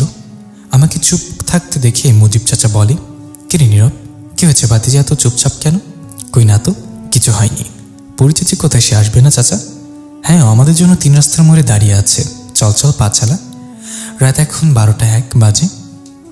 আমাদের গ্রামের 3 রাস্তার মোড়ে আসার পর আমি দেখতে পাই পরিচাচি আমাদের জন্য অপেক্ষা করছে। আমরা পরিচাচির সাথে হাঁটা শুরু করি। আমি চাচিকে বলি, চাচি আমি সুফিয়া পড়ি। কি বলবো? চাচি হাসতে হাসতে বলে, কখনো কি কোনো মেয়ের সাথে কথা বলনি নাকি? হ্যাঁ চাচি, বলেছি তো, কিন্তু কোনো পরীর সাথে কথা বলিনি, তাই একটু নার্ভাস হওয়ার মতো কিছু হয়নি। সে খুবই ভালো পড়ি। তুমি ওর সামনে গিয়ে দাঁড়ালেই তোমার মুখ থেকে আপনা আপনি কথা বের হয়ে আসবে। আমরা 3 জন হাঁটতে হাঁটতে সেই তাল গাছটার কাছে চলে আসি। আমি দূর থেকে দেখছিলাম সে তাল গাছের গোড়ায় সেদিনের রাতের মতো করে আজও সুফিয়া পরে একটা বোরকা পরে দাঁড়িয়ে আছে। পরি চাচা আর আমি মুজিব চাচাকে বলে, আমরা এখানে দাঁড়িয়ে আছি, তুমি যাও তার সাথে কথা বলে আসো। আমি আস্তে আস্তে সুফিয়া পরির দিকে এগিয়ে যাই। আমি তার সামনে এসে দাঁড়াই। আমি কিছু বলতে পারছিলাম না, আমার হার্টবিট অনেকটা বেড়ে গিয়েছিল। সুফিয়া পরি যখন বুঝতে পারলো আমি অনেকটা নার্ভাস, সে তখন আমাকে বলল, এত নার্ভাস হওয়ার কি আছে শুনি? আপনি কি কখনো কোনো মেয়ের সাথে কথা বলেননি? আমি কোনো পড়ি না, আমি একটা মানুষের মেয়ে। আমি আপনার বিষয়ে যতটুকু খবর জেনেছি তো আপনি ঢাকা শহরের রোমিও, আপনার অফিসের অনেক মেয়েরা তো আপনার প্রেমে মশগুর। আমি কিন্তু আপনার বিষয়ে অনেক কিছু জানি। আমি অবাক হয়ে সব কথা শুনছিলাম। একদিনের ভিতরে সে আমার বিষয়ে এত কিছু কি করে জানতে পারে? সুফিয়া পরি আমাকে বলে, আমি অনেকটা অবাক হয়েছি, আপনার প্রেমে এত মেয়েরা পাগল, কিন্তু আপনি কাউকে পাত্তাই দেন না কেন বলেন তো? আমি কিছুটা এগিয়ে গিয়ে বলি, মানে আমি আমার মনের মতো কাউকে পাইনি এখনো, তাই আসলে কারোর মনের সাথে খেলা করতে চাই না। যেদিন আমি আমার মনের মতো কাউকে পাবো, আমি আমার মনের রানী করে রাখবো তাকে। আচ্ছা, কেমন মেয়ে পছন্দ আপনার? ঠিক আপনারই মতো মায়াবী কোনো চেহারার মানুষকে পেলে আমি অবশ্যই তার প্রেমে পড়ে যাব। বা আপনি তো খুব সুন্দর করে কথা বলতে পারেন, আপনি তো দেখছি অনেকটা রোম্যান্টিক। আমি যদি মানুষের কন্যা হতাম, আপনাদের কথায় মায়া পড়ে যেতাম। আচ্ছা, আমরা কি এখানে দাঁড়িয়ে কথা বলবো? আসেন না একটু ঘুরে আসি। আমি বলি, আপনি আমার সাথে ঘুরতে যাবেন? আপনি একটি জিনপুরি দেশের রাজকন্যা হয়ে আমার সাথে ঘুরতে যাবেন? রাজকন্যা সুফিয়া আমাকে বলে, আপনি একটু বেশি কথা বলেন, আসেন তো। আর হ্যাঁ, আপনার চাচা চাচিকেও নিয়ে আসেন। আপনি তো আবার ভিতর ডিম, যদি মনে করেন আমি আপনার ঘাড় মোটকে দেই। না না, আপনি আমার কোনো ক্ষতি করবেন এটা আমি বুঝে গেছি। চাচা চাচিদের আসতে হবে না? ও আচ্ছা, এত তাড়াতাড়ি আমাকে বিশ্বাস করে ফেললেন নাকি? পরে কিন্তু মায়া করতে পারে, আমি কিন্তু আপনাকে মায়া করে আমার বাসায় নিয়ে আসতে পারি। ওমা, তাই নাকি? তাহলে থাক, চাচা চাচি আমাদের সাথে আসো, যদি কিছু হয়ে যায় আমার। সুফিয়া পরে আমাকে বলে, আপনি যতটা না রোম্যান্টিক ততটাই ভীতু। এই যে ফুলপরি, আপনি আমার প্রিয়তমা মুজিবকে নিয়ে আমাদের পেছন পেছন আসেন তো। আমি বলি, ফুলপরি মানে? ওমা, উনি না আপনার চাচি? আপনি জানেন না তার নাম কি? আর সে কোনো জাতের পরী না? মানে আমি তো গতকাল রাতে তার সাথে দেখা করেছি। আমি তার বিষয়ে তেমন কিছু জানি না আর কি। ও আচ্ছা, আপনি তো আমার বিষয়ে এখন অনেক কিছুই জানেন না। বলবো আপনাকে সব কিছু বলবো। কিছু বললেন নাকি রাজকন্যা? না না, কিছু বলিনি, আসুন আমার সাথে। রাজকন্যা আমাকে নিয়ে আমাদের গ্রামের নদীর পাড়ে চলে আসে আর ঘাটে বাঁধা একটি নৌকাকে তার বাঁধন খুলে নদীর পানিতে ভাসিয়ে দেয়। আমরা চারজনই নৌকার উপরে উঠে বসে মুজিব চাচা নৌকা বাইছিল আর পরী চাচি তার কাছে বসেছিল, আর আমি আর রাজকন্যা নৌকার মাঝে বসেছিলাম। আমি রাজকন্যাকে বলি, রাজকন্যা, কিছু মনে না করলে একটা কথা ছিল, যদি নির্ভয় চান তাহলে বলতে পারি। আপনি এরকম কেন বলেন তো? কি বলছেন সেটা বলেন, এখানে নির্ভয় চাওয়ার কিছু নেই।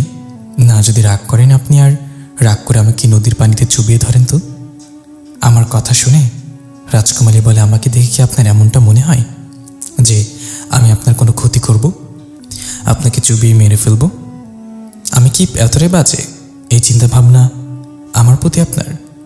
না না রাজকুমারী, আমি আসলে কথাটা ওইভাবে বলতে চাইনি। থাক, এখন আর কথা ঘোরাতে হবে না। আপনি কি বলতে চেয়েছেন আমি ভালোভাবে বুঝতে পেরেছি। কি আপনি তো আমাকে ভুল বুঝছেন রাজকন্যা। আমি আপনাকে বলতে চাচ্ছিলাম যে আপনার চেহারাটা দেখতে খুবই মায়াবী, কিন্তু আপনি শুরু থেকেই বোরকার পর্দা দিয়ে নিজের চেহারাটা দেখে রেখেছেন। যদি কিছু মনে না করেন তাহলে আপনার বোরকার মুখোশটা যদি একটু সরাতেন। ও এই ব্যাপার, এটা একটু বুঝে বললেই তো হতো। এটা নিয়ে এত ভয় পাওয়ার কি আছে? ঠিক আছে দাঁড়াও, আমি বোরকার মুখস্থ করে ফেলি। রাজকন্যা তার বোরকার মুখোশটা খুলে ফেলে। আমি আবারও তার মায়াবী চেহারার প্রেমে পড়ে যাই।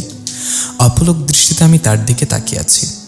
নদীতে কি সুন্দর বাতাস, মুজিব চাচা তার মতো করে নৌকা বাইছে আর চাচি তার কাছে বসে আছে। এটা আমার জীবনের সব থেকে সুন্দর একটি মুহূর্ত।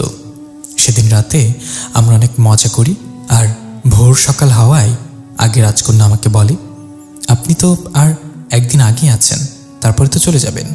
আমি রাজকুমারকে বলি, হ্যাঁ যেতে তো হবেই, কিন্তু বিশ্বাস করেন আমার না যেতে মন চাচ্ছে না।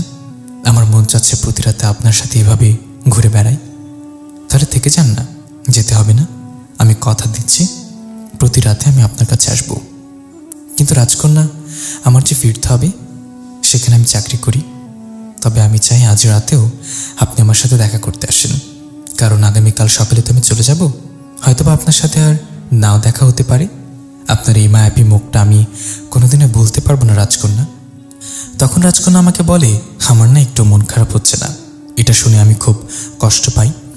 আমি মনে মনে ভাবছিলাম হয়তোবা রাজকন্যা আমাকে পছন্দ করে না, কিংবা আমি তার ভাল লাগার কারণ না। এই কারণেই সে আমার মুখের ওপরে কথাটা বলে দিল। আমার মুখ শুকনো দেখে রাজকন্যা বলে, আপনি আমাকে ভুল বুঝছেন। আমিও আপনাকে অনেকটাই পছন্দ করি। আপনি অনেক ভালো একটি ছেলে। আমার মন খারাপ হচ্ছে না এই কারণেই, কারণ আমি চাইলেই আপনার সাথে যে কোনো সময় দেখা করতে পারি। কারণ আমি পড়ি, আমি যে কোনো স্থানে যে কোনো সময় চলে যেতে পারি। তাই আমার জন্য ঢাকায় যাওয়ার আর আপনার সাথে দেখা করাটা কোনো বিষয় না। এই কারণে আমার মন খারাপ হচ্ছে না। আমি বলি, তাহলে তো খুব ভালো হয়। আপনি যদি ঢাকায় এসে আমার সাথে দেখা করেন, আমি যে কি খুশি হব। রাজকন্যা আমাকে বলে, আর একটু পর ফজরের আজান দেবে, আমাকে আর আপনার চাচি জানকে ফিরতে হবে। তবে আজ রাতেও আমরা চারজন ঘুরতে যাব। কোথায় যাব আজকে রাতে আমরা? আজ রাতে আমরা আমার পছন্দের একটি জায়গায় যাব। আমার বিশ্বাস সেই জায়গাটা আপনার খুব পছন্দ হবে। আমি রাজকন্যাকে বলি, আমি আপনার অপেক্ষায় থাকব। রাজকন্যা আমাকে বলে, আমি মাঝরাতে আপনার বাড়ির বাইরে এসে আপনার দরজায় টোকা দেব। আপনি বের হয়ে আসেন। আপনার মাকে কিছু বলতে হবে না, শুধু শুধু সে চিন্তা করবে, কারণ প্রতি রাতে তো আপনি বাহানা করে বাড়ির বাইরে আসতে পারবেন না। আমি বলছি, ঠিক আছে, আমি মাকে কিছু বলবো না। আমি আমার ঘরে থেকেই জেগে থাকবো। আপনি ডাক দিলেই আমি আপনার সাথে বের হয়ে আসবো, মা টের পাবে না। মুজিব চাচা নৌকায় ঘাটে ভিড়ায়। আমরা চারজন আবার নৌকার বাইরে নেমে আসি। রাজকুমারী সুফিয়া আর আমার চাচা যান আমাদের থেকে বিদায় নিয়ে সেখান থেকে অদৃশ্য হয়ে চলে যায়। তারা যাওয়ার পর চাচা আমাকে বলে, কি যে এখন কি করবো ভাতিজা, তোর মাকে তো আমি কথা দিয়েছিলাম মাঝরাতের আগেই তোকে বাড়িতে ফিরে দেব, কিন্তু এখন তো ফজরের আজান দেওয়ার সময় হয়ে গেল। এখন যদি তুই বাড়ি ফিরিস তাহলে তো তোর মা খুব রেগে যাবে। আমি চাচাকে বলি, তুমি চিন্তা করো না চাচা, আমি মাকে কোনোভাবে বুঝিয়ে নেব। চলো বাড়ির দিকে হাঁটা দিই, আর আজ রাতে আমাকে যখন রাজকন্যা বাড়ির বাইরে নিয়ে আসবে আমি আর রাজকন্যা তোমার বাড়িতে চলে আসব, তারপরে 4 জন মিলে ওইখান থেকে রওনা করব রাজকুমারের পছন্দের জায়গায় ঘুরতে যাওয়ার জন্য। মুজিব চাচা বলে, ঠিক আছে ভাতিজা, তুই যেমনটা ভালো বুঝিস।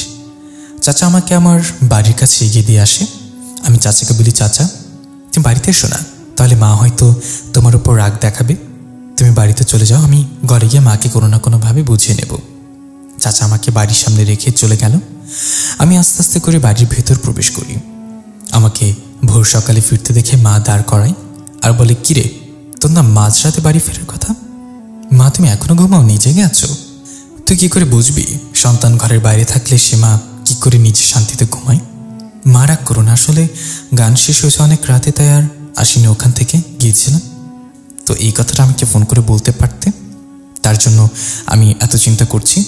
সরি মা, আর কখনো এরকম করবো না, কথা দিলাম। ঠিক আছে, ঘরে গিয়ে ঘুমিয়ে পড়ো। সেদিন আমার ঘুম ভাঙে দুপুর 2টা বাজে। কে রে নীরব, ঘুম হলো তোর? যা পুকুর থেকে গোসল করে আয়, আমি দুপুরের খাবার লাগাচ্ছি টেবিলে। ঠিক আছে মা, আমি এখনই যাচ্ছি। গোসল করে এসে দেখি মা আমার জন্য খাবার নিয়ে টেবিলে বসে রয়েছে। ওয়াও মা, ইলিশ মাছ ভাজা আর তার সাথে ডাল, কি করেছো এগুলো তুমি? কতদিন পর তোমার হাতে ইলিশ মাছ ভাজা দিয়ে ভাত খাবো। উফ মা, ধন্যবাদ তোমাকে। হয়েছে, এখন খেতে বস, কালকে তো চলে যাবি ঢাকা। কি খাস না খাস? মন খারাপ করছো কেন মা? আমি তো আবারও ছুটিতে আসবো। তাছাড়া তোমাকে কতবার বলেছি বলো তো, তুমি আমার সাথে ঢাকায় চলো, এখানে থাকার কি দরকার? না না, আমি আমার স্বামীর ভিটা মাটি ছেড়ে কোথাও যাব না। তুই যদি আমার কথা সত্যি ভাবিস তাহলে বিয়ে করে বৌমাকে বাড়িতে নিয়ে আয়।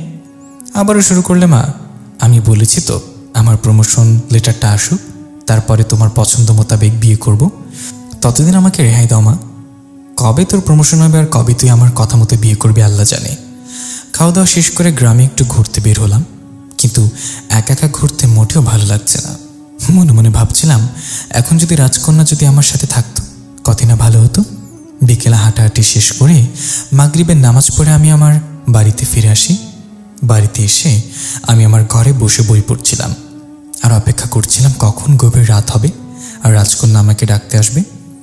নীরব, তাহলে আমি ঘুমাতে গেলাম। বাবা তুই কিন্তু ঘুমিয়ে পড়িস তাড়াতাড়ি। ঠিক আছে মা, তুমি ঘুমিয়ে পড়ো, আমি আর কিছুক্ষণ পরেই ঘুমিয়ে পড়বো, আল্লাহ হাফেজ। রাত তখন আনুমানিক 2টা বাজে হয়তো। আমার দরজার বাইরে কেউ একজন 2টা টোকা দিল আর মিষ্টি সুরে বলল, কই আপনি, জেগে আছেন নাকি ঘুমিয়ে গেছেন? আমি খুশি মনে লাফ দিয়ে খাট থেকে দাঁড়িয়ে পড়ি। আমি তো ধরে নিয়েছি চলে এসছে রাজকন্যা আমাকে ডাকতে। আমি তাড়াতাড়ি করে আমার ঘরের দরজাটা খুলে দিই আর দেখি বাইরে বোর কাপড়ে রাজকন্যা দাঁড়িয়ে আছে। আমি ঘরের বাইরে চলে আসি আর রাজকন্যার সাথে হাঁটতে শুরু করি, কিন্তু রাজকন্যা আমার সাথে কোনো কথাই বলছে না, শুধু চুপ করে সোজা হেঁটে যাচ্ছে আর আমি তার পেছন পেছন হেঁটে যাচ্ছি। আমি অনেক চেষ্টা করেও রাজকন্যাকে ধরতে পারি না, সে আমাকে এক ধাপ এগিয়ে আছে। আমি অনেক চেষ্টা করি তাড়াতাড়ি হাঁটি, কিন্তু সেও তাড়াতাড়ি হাঁটে। আমি দেখি রাজকন্যা আমাদের গ্রামের অনেক বড় একটা আম বাগানের ভিতর ঢুকে গেল। কিন্তু সর্বপ্রথম তো আমাদের মুজিব চাচার বাড়িতে যাওয়ার কথা, সেখানে ফুলপুরি আর চাচাকে নিয়ে তারপর বের হওয়ার কথা। আমি আবার রাজকুমারীকে ডাক দিই, রাজকন্যা সুফিয়া আপনি ওইদিকে কোথায় যাচ্ছেন? কিন্তু সে কোনো কথা বলল না। কোনো উপায় না থাকায় আমি রাজকুমারীর পেছন পেছন আমবাগানের ভেতর ঢুকে যাই। আমবাগানের মাঝ বরাবর আসার পর আমি রাজকুমারীকে আবারও পেছন থেকে ডাকি, এই যে রাজকুমারী, কোথায় যাচ্ছেন আপনি বলুন তো? আমি দেখছি তখন রাজকুমারী তার হাঁটা থামিয়ে দেয় আর আমার দিকে ঘুরে তাকায়। এবার রাজকুমারী তার বোরকাটা খুলে ফেলে। এ কি, এটা তো রাজকুমারী না ওমা, কি ভয়ঙ্কর দেখতে আপনি। আমি জাফর, আর এখানে তুই ভাবছিস রাজকুমারীর পেছনে তুই আসছিস? তুই তোর মৃত্যুর পেছন পেছন চলে এসেছিস রে। তোর এত বড় সাহস, তুই আমার সুফিয়ার দিকে নজর দিস? বিশ্বাস করেন আমি কিছু করিনি, আমাকে যেতে দিন, যেতে দিন, আমায় যেতে দেব কবরে। আমি সেখান থেকে ঘুরে একটা দৌড় লাগাই, কিন্তু আমি 20 মিনিট দৌড়ানোর পরেও আমবাগানের বাইরে আসতে পারছিলাম না। আমবাগানটা এত বড় না যে এতক্ষণ দৌড়ানোর পর আমি বাইরে আসতে পারবো না। তাহলে কেন আমি এর বাইরে বের হওয়ার রাস্তা খুঁজে পাচ্ছি না? দৌড়াতে দৌড়াতে আমার পা ব্যথা হয়ে যায় আর আমি একটি জায়গার উপরে পড়ে যাই। তখন কেউ একজন আমার চুল ধরে মাটি থেকে টেনে তুলে। আমি চোখ খুলে তাকিয়ে দেখি এটা তো সেই ভয়ঙ্কর প্রাণীটা। তার কোনো শরীর নেই, পুরোটাই যেন একটা ছায়ার মতো। মুখের ভেতর কিছু দেখা যাচ্ছে না, শুধু দুটো আগুনের চোখ ছাড়া। আমি বুঝতে পারছিলাম এই প্রাণীটাই সেদিন আমার ঘরের বাইরে বাজারে দাঁড়িয়েছিল। তখন সে ভয়ানক অদ্ভুত দেখতে জিনিসটা তার জল জল চোখ দুটো আমার চেহারার সামনে এনে বলতে শুরু করে। আমি দেখি তোর কোন মুখ নেই, কিন্তু কথা বলছে সে। সে আমাকে বললে, তুই তোর জীবনের সব থেকে বড় ভুল করেছিস। আমার সুফিয়ার দিকে নজর দিয়ে এখন তুই মরার জন্য প্রস্তুত হ। আমি দেখছি তার ছায়ার ভাষা হাত দুটোর মাঝখান থেকে অনেক বড় বড় ধারালো নখ বের হয়ে এলো। সে যখন ওই লোহার নখগুলো আমার পেটের ভেতর ঢুকিয়ে আমাকে হত্যা করতে যাবে, তখন অনেক জোরে কেউ একজন বলে উঠল, থামো।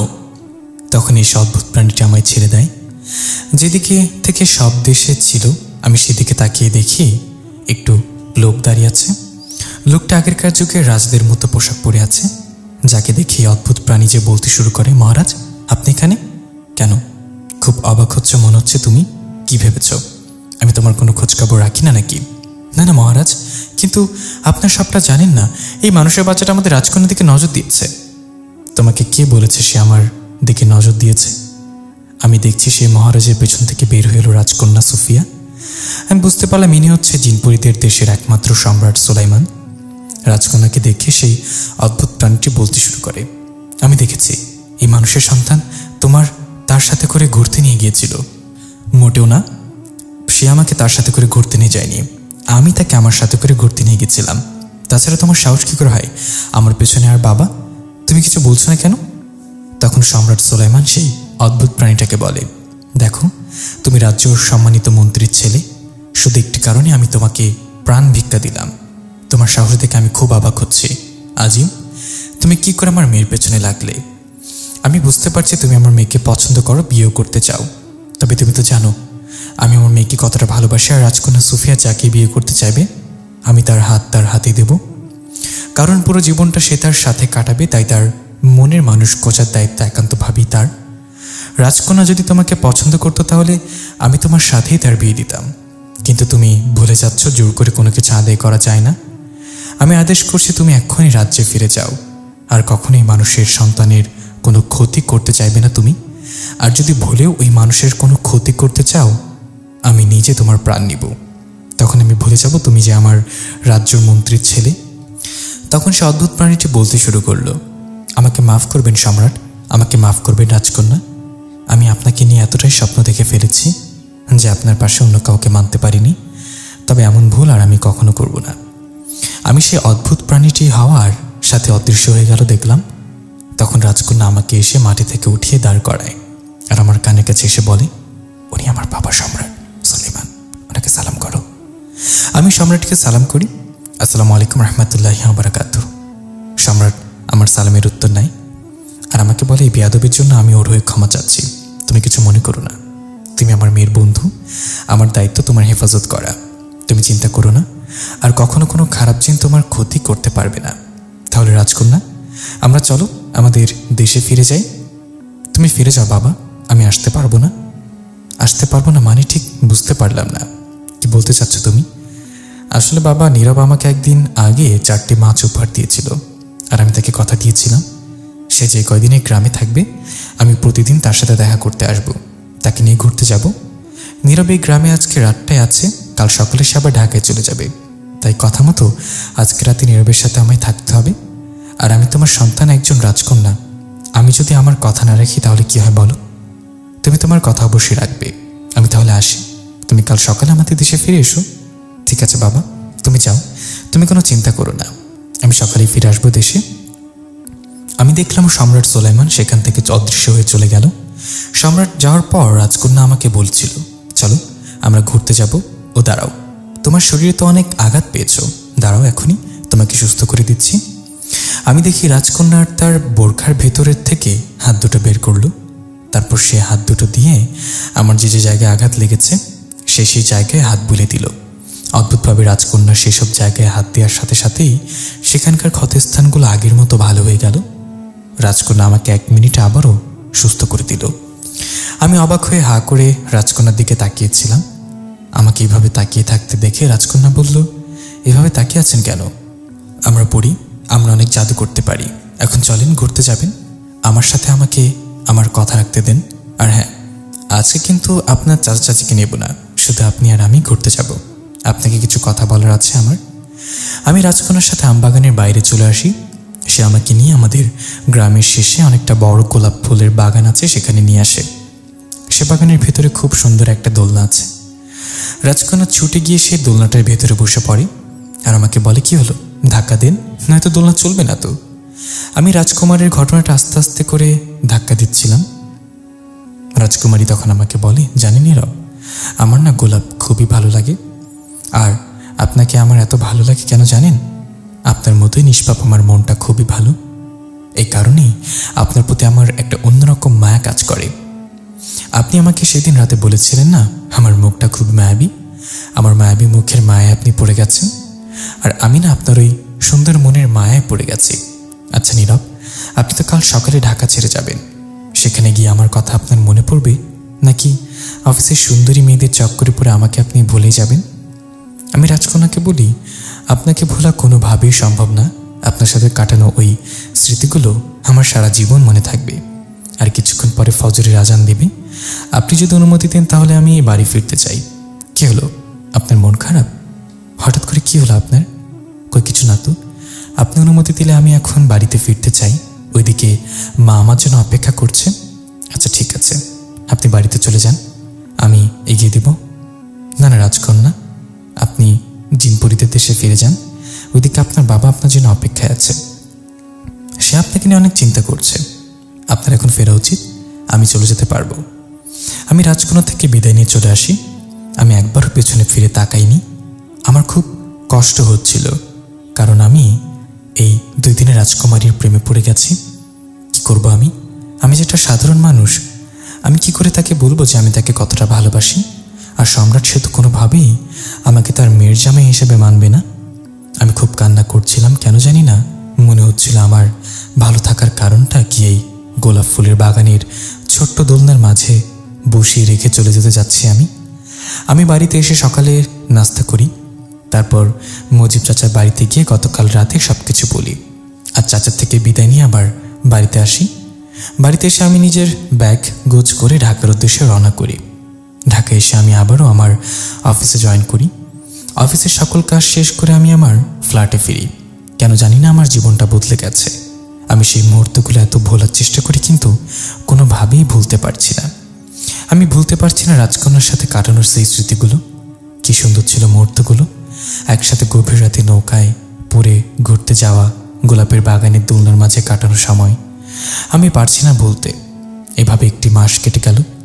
এর ভেতরে আমার জীবনে আসার জন্য অনেক মেয়ে চেষ্টা করেছে, কিন্তু আমি কারোর মাঝে রাজকুমারের কোনো ছায়া দেখতে পাইনি। যদি সে সব মেয়েদের ভেতরে রাজকুমারের মতো কিছুটা গুণ থাকতো, তাহলে আমি তাকে আমার জীবনসাথী বানাতাম। কিন্তু রাজকুমারী তো রাজকুমারী, তার মতো অন্য কেউ হতেই পারে না। আর ওই দিক দিয়ে মা আমার জন্য বিয়ের জন্য বারবার জবরদস্তি করছে। জোর করবে না কেন? আমার বিয়ের বয়স পার হয়ে যাচ্ছে, তারপরেও আমি বিয়ে করতে চাচ্ছি না। সব মিলে আমার মনটা খুব খারাপ ছিল। তাই সারাদিনের কাজ শেষ করে বাড়িতে ফিরে সোজা ছাদে চলে যাই। আর গভীর রাত পর্যন্ত ছাদে বসে বসে নীরবতা পালন করি। কোনো কিছু ভালো লাগছিল না আমার। আমি কোনো সময় স্মোকিং করিনি, কিন্তু আজকে অফিস থেকে ফেরার পথে এক প্যাকেট ব্যানসন সিগারেট কিনে নিয়ে এসেছি। ছাদে বসে ব্যানসন সিগারেটের প্যাকেটটা খুলে আর তার ভেতর থেকে একটা সিগারেট হাতে ধরে নিই। ভাবছিলাম সিগারেট কি খাওয়া উচিত হবে? এগুলো তো ভালো মানুষেরা খায় না, এগুলো তো বাজে ছেলেরা খায়। আমি তো কোনো বাজে ছেলে না। আবার এটা ভাবছিলাম যে সিগারেট খেলে নাকি মনের কষ্ট কিছুটা হলেও কমে যায়। তাহলে কি একবার খেয়ে দেখবো নাকি? এগুলো ভাবছি, আবার সিগারেটটাকে নিয়ে হাঁটাহাঁটি করছিলাম। তখনই ছাদের একটি পাশ থেকে কেউ একজন বলে উঠল, এ কি, আমার প্রেমে আপনি দেবদাস হতে চললেন নাকি? আমি বসা থেকে উঠে দাঁড়াই। কি কথা বলছে কে কে এখানে? তখন আমি দেখি ছাদের একটি অন্ধকারের পাশ থেকে বের হয়ে এলো কালো বোরকা পরা একটি মেয়ে। আমি বুঝতে আর বাকি রইল না কে এসেছে। কি রাজকন্যা আপনি? আমি তো বিশ্বাসই করতে পারছি না আপনি আমার সাথে দেখা করতে এসেছেন। বলেছিলাম না আমি পড়ি, আমার যখন মন খারাপ হবে বা আপনাকে দেখতে ইচ্ছে করবে আমি ছুটে চলে আসবো ঢাকায় আপনার সাথে দেখা করতে। আর এমনি তো আমাকে তো আসতেই হতো। আপনি তো সেদিন রাতে আমাকে আপনার মনের কথাটা না বলে চলে গেলেন। আপনি তো সেদিন একটা বাড়ির জন্য পেছনে ঘুরে তাকালেন না। আপনি সেখান থেকে ওইভাবে চলে আসার পর আমি সাথে সাথে অদৃশ্য হয়ে আপনার পেছন পেছন আসছিলাম। আমি দেখেছিলাম আপনি বাচ্চাদের মতো কিভাবে কান্না করছিলেন আমার জন্য। আমি বুঝতে পারছিলাম আপনিও আমাকে অনেকটা ভালোবাসেন, কিন্তু কোনো কিছু আপনাকে বাধা দিচ্ছে কথাটা বলতে। এখন বলেন তো, কেন আমাকে বলছেন না আপনি যে আমাকে ভালোবাসেন? কেন নিজেকে এত কষ্ট দিচ্ছেন? কারণটা হচ্ছে আমি ভয় পাচ্ছি। আপনি একটা পরীদের রাজকন্যা, আপনি কি করে আমার হতে পারেন? তাছাড়া সম্রাট কোনোভাবেই মেনে নেবে না। আপনাকে কাছে পাওয়ার আশায় যদি পুরোপুরি হারিয়ে ফেলি, আপনাকে হারিয়ে ফেলার ভয়ে আমি কিছু বলতে পারিনি। রাজকন্যা সুফিয়া আমাকে বলে, এই ব্যাপার, আসুন আমার সাথে। কোথায় যাব? আমার বাবার সাথে দেখা করতে আসেন। কিন্তু আমি তো তোমাদের মতো জিন পড়ি না, আমি কি করে তোমাদের দেশে যাব? আপনি শুধু আমার হাতটা শক্ত করে ধরুন। আমি সুফিয়ার কথা মতো তার হাতটা শক্ত করে ধরি। তারপর সে আমাকে নিয়ে আমাদের ছাদের সে অন্ধকার স্থানটার দিকে হাঁটা শুরু করে। রাত গভীর হওয়ার কারণে আমি চারপাশে শুধু অন্ধকারই দেখছিলাম, আর কিছু দেখছিলাম না। 1 মিনিটের ভেতরে আমি অন্ধকার পাড়ি দিয়ে অন্য একটা জগতে চলে আসি। এ কি রাজকন্যা, আমরা না ছাদে ছিলাম? এত তাড়াতাড়ি আপনাদের জগতে কি করে আসলাম? আমি আমার শক্তির মাধ্যমে আপনাকে নিয়ে এসেছি। আপনি বুঝতেও পারেননি কি করে এলেন। বাদ দিন এসব, আসেন আমার সাথে। রাজকন্যাদের দেশটা অনেকটা অদ্ভুত ছিল। আকাশে মেঘগুলো নীল রঙের, চারিপাশে অনেক ধরনের অদ্ভুত কিছু ফুল গাছ। সেই ফুল গাছগুলোর ভেতরে অনেক ধরনের গোলাপের গাছ ছিল। আমি লক্ষ্য করি সেখানে সবুজ রঙের গোলাপ ফুল গাছ, তারপর নীল রঙের গোলাপ ফুল ছিল, যেটা কিনা আমাদের পৃথিবীতে আমি এখন পর্যন্ত দেখিনি। রাজকন্যা আমাকে নিয়ে হাঁটতে হাঁটতে একটি অনেক সুন্দর প্রাসাদের সামনে এসে দাঁড়ালো আর আমাকে বলল, দেখুন, এটা হচ্ছে আমাদের বাড়ি, এখানে আমরা থাকি। সে আমাকে নিয়ে সোজা রাজপ্রাসাদের ভেতর ঢুকে গেল। চারিপাশে অনেক প্রহরী দাঁড়িয়ে আছে, কিন্তু কেউ কিছু বলছে না। রাজকন্যা আমার হাত ধরে সোজা তার বাবার কক্ষে নিয়ে গেল। আমি দেখছি সেই কক্ষের ভিতরে মহারানী আর মহারাজ বসে আছে। সম্রাট রাজকন্যার সাথে আমাকে দেখে চেয়ার থেকে উঠে বলল, এটা কেমন তার বেয়াদবি? তুমি কি মানুষের সন্তানকে আমাদের দুনিয়া নিয়ে এসেছো কেন? রাজকন্যা তার বাবা মাকে বলল, আপনারা কি আমার ভালোবাসার দাম দেবেন কিনা বলেন। যদি আপনারা দুজন আমার ভালোবাসার সম্মান না রাখেন, তাহলে আমি এই মানুষের ছেলেটাকে এখনই হত্যা করব, তারপর নিজের জান নিজে নিয়ে নেব।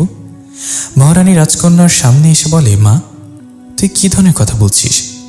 ছোট থেকে তোর সকল আবদার রেখেছি আমরা, তোর ভালোবাসার সম্মান আমরা অবশ্যই করব, তুই সবটা আমাদেরকে খুলে বল। রাজকন্যা তার মাকে বলল, আমি মানুষের সন্তানকে বিয়ে করতে চাই, তোমরা আজকে আমাদের বিয়ে দেবে, না তো আমি যেমনটা বলছি তেমনটাই করব। সম্রাট তখন আমাদেরকে বলে, ঠিক আছে, তোমাদের বিয়ে আমরা আজকেই দেব, কিন্তু রাজকন্যা, আমার একটা শর্ত আছে। কি শর্ত বলুন বাবা? তুমি যদি মানুষের ছেলেকে বিয়ে করো, তাহলে তোমার তার সাথে তাদের দুনিয়ায় থাকতে হবে। তবে তুমি 1 বছর পরপর 10 দিনের জন্য আমাদের দুনিয়া আসতে পারবে। তুমি যখন তোমার শ্বশুর বাড়িতে থাকবে, তখন তুমি একটা সাধারণ মানুষ হয়ে থাকবে, তোমার কাছে কোনো পরিদের শক্তি থাকবে না। তবে তুমি যখন বছর শেষে 10 দিনের জন্য আমাদের দেশে আসবে, তখন তোমার পরিশক্তি আবার তুমি ফিরে পাবে। রাজকন্যা মহারাজকে বলে, ঠিক আছে বাবা, তেমনটাই হবে। ওকে পাওয়ার জন্য আমি আমার সকল শক্তি চিরকালের জন্য হারাতেও রাজি আছি। তুমি আমাদের বিয়ের ব্যবস্থা করো। সেদিন রাতে আমাদেরকে এই পরিদেশের বিয়ে দেওয়া হয়। বিয়ের কাজ শেষ হওয়ার পর রাজকন্যা আমাকে নিয়ে তাদের দেশে আবার ফিরে আসে। আমাদের সেই ছাদে আমি রাজকন্যাকে নিয়ে সোজা চলে আসি আমাদের গ্রামের বাড়িতে। রাজকন্যা এখন পুরোপুরি একটা সাধারণ মানুষ, তার ভিতর এখন কোনো পরিদের শক্তি নেই। সে আমাকে আমার থেকেও বেশি ভালোবাসে, এটা বুঝতে আমার আর বাকি নেই। বাড়িতে আসার পর মা যখন দেখলো আমার সাথে নতুন বউ সাজে একটি মেয়ে দাঁড়িয়ে আছে, তখন মা আমার ওপরে কিছুটা রাগ হয়। কিন্তু যখন রাজকন্যার মুখটি সে দেখে, তার সকল রাগ যেন পানিতে মিশে যায়। থেকে নীরবের, চাঁদ মেয়েটাকে তুই কোথা থেকে পেলি? আর তোরা একে অপরকে এত ভালোবাসি আমাকে কেন বলিস না আগে? যদি বলতি তাহলে তো ওর বাবা মার সাথে আমি কথা বলে তোদের বিয়েটা ধুমধাম করে দিতে পারতাম। আমি মাকে বলি, ওর এই পৃথিবীতে কেউ নেই। আমি জানি আমি মার সাথে মিথ্যা কথা বলেছি, কিন্তু এছাড়া আমার কোনো উপায় ছিল না। আমি যদি মাকে বলতাম আমার একটা পরিদের রাজকন্যা, তাহলে কোনোভাবেই মা আমাদেরকে মেনে নিতেন না। সেদিনের পর থেকে আমাদের সংসার জীবন শুরু হয়। বছরের শেষের 10 দিন আমি মার থেকে অনুমতি নিয়ে রাজকন্যা সুফিয়াকে নিয়ে ঢাকায় চলে আসি। তারপর রাতের বেলায় ছাদের অন্ধকারের মাধ্যমে আমরা পরিদেশে আসি। এখানে আসার সাথে সাথে রাজকন্যা তার পরিশক্তি আবার ফিরে পায়। আর আমার শ্বশুরবাড়িতেও আদর আপ্যায়নের কোনো কমতি হয় না। এভাবে চলছে আমাদের জীবনটা। আমাদের জন্য আপনারা সকলে মন থেকে দোয়া করবেন, যেন সারা জীবন আমরা একে অপরকে এভাবে ভালোবাসতে পারি। প্রিয় লিসেনার, গল্পটি কেমন লাগলো অবশ্যই কমেন্টের মাধ্যমে জানাবেন। আর এরকম ধরনের আরও গল্প পেতে হলে অবশ্যই চ্যানেলটি সাবস্ক্রাইব করে আমাদের পাশেই থাকবেন। দেখা হবে পরবর্তী একটি গল্পে। আসসালামু আলাইকুম।